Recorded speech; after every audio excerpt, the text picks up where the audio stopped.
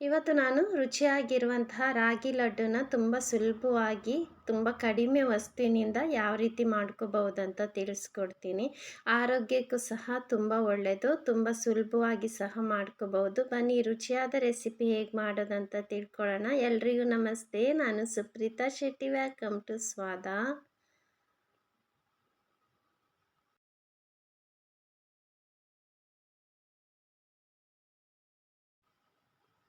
ಮೊದಲಿಗೆ ನಾನಿಲ್ಲಿ 2 ಟೇಬಲ್ ಸ್ಪೂನಷ್ಟು ತುಪ್ಪವನ್ನು ಹಾಕ್ಕೊಳ್ತಾ ಇದ್ದೀನಿ. ನಂತರ ಅದಕ್ಕೆ ಸ್ವಲ್ಪ ಗೋಡಂಬಿನ ಹಾಕ್ಕೊಂಡು ಸ್ವಲ್ಪ ಕಂದು ಬಣ್ಣ ಬರೋ ತನಕ ಅದನ್ನು ರೋಸ್ಟ್ ಮಾಡ್ಕೋಬೇಕು. ನಂತರ ರೋಸ್ಟ್ ಮಾಡಿಟ್ಟಿರೋದನ್ನು ನಾನು ತೆಗೆದಿಟ್ಕೊಳ್ತಾ ಇದ್ದೀನಿ.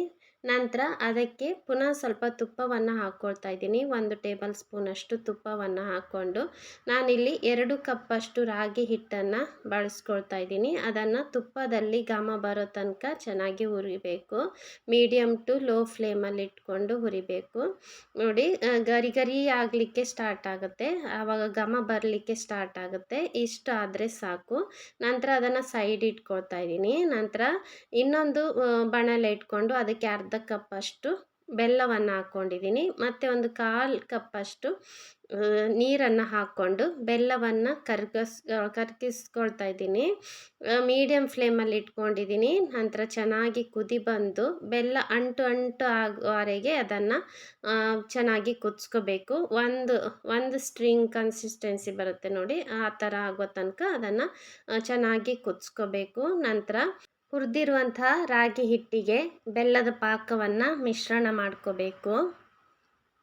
ಈ ರೀತಿ ಸೋಸ್ಕೊಂಡು ಹಾಕ್ಕೊಳ್ತಾ ಇದ್ದೀನಿ. ನಾನು ಕಲ್ಲೇನಾದರೂ ಇರ್ಬೋದು ಅಂತ ಸೋಸ್ಕೊಂಡು ಹಾಕ್ಕೊಳ್ತಾ ಇದ್ದೀನಿ. ನೋಡಿ, ಚೆನ್ನಾಗಿ ಮಿಕ್ಸ್ ಮಾಡ್ಕೊಳ್ತಾ ಇದ್ದೀನಿ. ಸ್ವಲ್ಪ ಬೆಲ್ಲ ಸ್ವಲ್ಪನೇ ಹಾಕ್ಕೊಂಡು ಮಿಕ್ಸ್ ಮಾಡ್ಕೋಬೇಕು. ಒಂದೇ ಸಲ ಎಲ್ಲವನ್ನು ಹಾಕಿ ಮಿಕ್ಸ್ ಮಾಡ್ಕೋಬಾರ್ದು. ನೋಡಿ, ಕನ್ಸಿಸ್ಟೆನ್ಸಿ ಸರಿಯಾಗಿದೆಯಾ ನೋಡಿಕೊಂಡು ಒಮ್ಮೆ ತಣ್ಣಗಾದ್ಮೇಲೆ ಈ ರೀತಿ ಚೆನ್ನಾಗಿ ಕೈಯಿಂದ ಮಿಕ್ಸ್ ಮಾಡ್ಕೊಳ್ಳಿ. ನಂತರ ಉಂಡೆಯನ್ನು ಕಟ್ಬಿಟ್ಟು ನಾನು ಹುರಿದಿರುವಂಥ ಗೋಡಂಬಿನ ಮಧ್ಯದಲ್ಲಿ ಹಾಕ್ಕೊಳ್ತಾ ಇದ್ದೀನಿ. ನೋಡಿ, ತುಂಬ ಸುಲಭವಾಗಿ ಮಾಡ್ಕೋಬಹುದು. ಇದಕ್ಕೆ ನೀವು ಬೇರೆ ಯಾವ ಡ್ರೈ ಫ್ರೂಟ್ಸು ಸಹ ಹಾಕ್ಕೋಬಹುದು. ನಾನಿಲ್ಲಿ ಗೋಡಂಬಿ ಮಾತ್ರ ಹಾಕ್ಕೊಂಡಿದ್ದೀನಿ. ಮನೆಯಲ್ಲೇ ಹೇಗೆ ಸುಲಭವಾಗಿ ರಾಗಿ ಉಂಡೆ, ರಾಗಿ ಲಡ್ಡು ಮಾಡ್ಕೋಬಹುದು ಅಂತ ನೋಡಿದ್ರಲ್ಲ. ನನ್ನ ಈ ರೆಸಿಪಿ ನಿಮ್ಗೆ ಇಷ್ಟ ಆಗಿದೆ ಅಂದ್ಕೊತೀನಿ. ಇಷ್ಟ ಆದರೆ ಪ್ಲೀಸ್ ಲೈಕ್ ಮಾಡಿ, ಶೇರ್ ಮಾಡಿ, ನನ್ನ ಯೂಟ್ಯೂಬ್ ಚಾನಲ್ನ ಸಬ್ಸ್ಕ್ರೈಬ್ ಮಾಡಿ, ಹಾಗೆಯೇ ನನ್ನ ಫೇಸ್ಬುಕ್ ಪೇಜನ್ನು ಫಾಲೋ ಮಾಡಿ. Thank you so much for watching.